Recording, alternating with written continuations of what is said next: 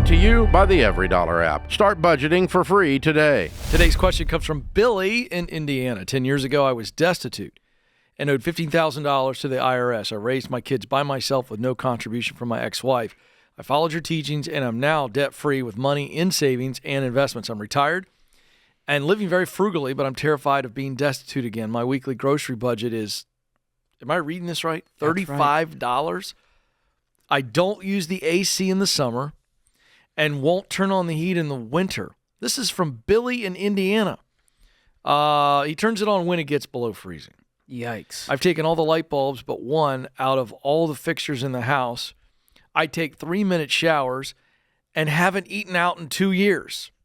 How do I live without my phobia of being broke again? Man, this is intense. But let me just say, destitute, it's a heavy word. The kids, the youngsters some stories behind don't know what that word means, but it takes down and out to a new level. And I think that him having nothing at all so seared his conscience. Yeah. I mean, this is as much emotional, relational as it is financial. I do, and I think he this has is money therapy. now. I think this is I think I would get some therapy on this to be able to create a narrative that is in opposition to the voice of fear, because the voice of fear is rooted in tremendous pain, George. And so you've got to counteract that. This, again, Deloney's not here, but the bottom line is this is a form of OCD. And OCD is anxiety, and I'm not in any way diagnosing him with OCD, but I'm saying it feels like he's so obsessed with saving money that you're talking about $35 a week, not using the air conditioning. I've seen this episode of Extreme Cheapskates. These people do not have thrilling, joyful lives. They're terrified. They're terrified. And so I would start with, I think Ken's spot on here.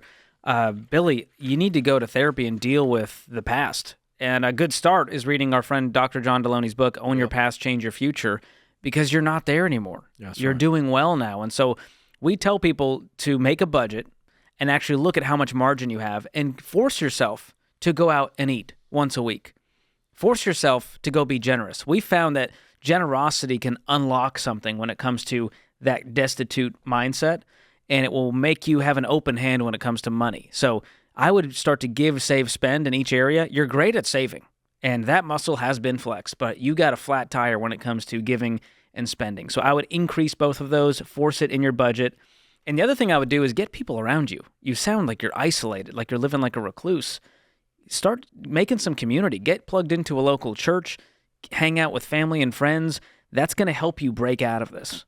Yeah, I agree. I mean, this is just overcoming the trauma and then beginning to get the tools to get over it. But then you got to take some steps and go, okay, what if I spend $150 a week on groceries? Is it going to tank you? No. Can you? But I think the fear is so great here that even seeing it on paper, I don't know that that's going to solve it. Well, stair step it. We're going to spend $40 this week, $45 the next week, until you're spending a reasonable amount. I mean, this sounds like it's affecting your health. Yeah. If you're living in a 34-degree house eating literal rice and beans, that's frightening. So, Billy, we're wishing you the best, man. But you got to take some steps to knock yourself out of this vortex.